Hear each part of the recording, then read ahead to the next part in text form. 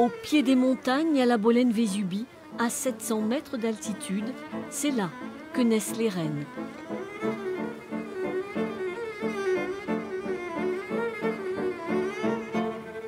Voilà, elle est là. La voici. La reine des abeilles, facile à reconnaître pour un œil averti. Voilà.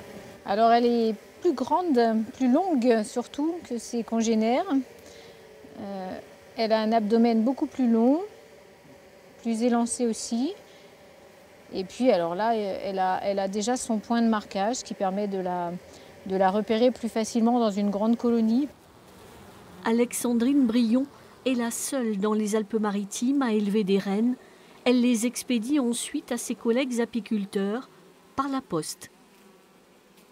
Maintenant, je la mets dans sa cagette et je vais lui donner quelques jeunes abeilles comme accompagnatrices parce que la reine ne se suffit pas à elle-même. Il lui faut des accompagnatrices pour la nourrir pendant le trajet. 15 ans qu'avec son compagnon Thierry, Alexandrine s'est lancée dans cette aventure. Une évidence pour cette fille d'agriculteur.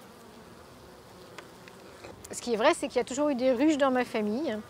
Et ces ruches se transmettaient de génération en génération. Et effectivement, c'est le décès de mon père qui m'a amené à reprendre sa quinzaine de ruches au départ. Très vite, le couple s'est intéressé à la recherche, à la sélection de rennes moins agressives. Cette lignée-là, elles sont vraiment fines. Ouais. Regarde là, elle est toute fine, elle est toute belle, bien sombre. Là, on vérifie vraiment la santé aussi de la ruche et les réserves, déjà la dynamique de la reine, pour savoir, puisque ça c'est des souches, pour savoir déjà comment elles sont, pour commencer à faire une présélection déjà en hivernage. Un travail minutieux. Il faut prélever les larves, une à une, puis les introduire dans des capsules.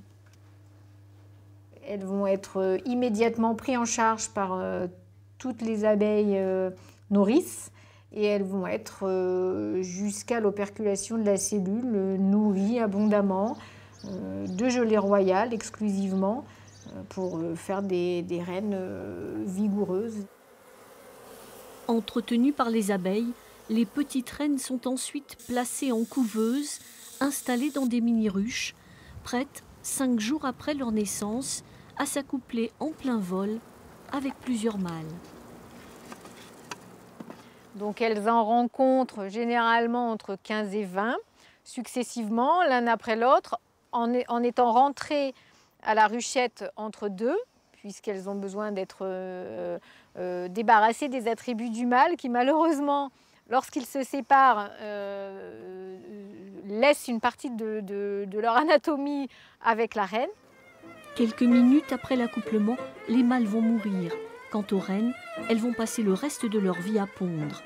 Alexandrine et Thierry en vendent ainsi chaque année plusieurs centaines aux apiculteurs de la région, à charge pour elles de repeupler les colonies.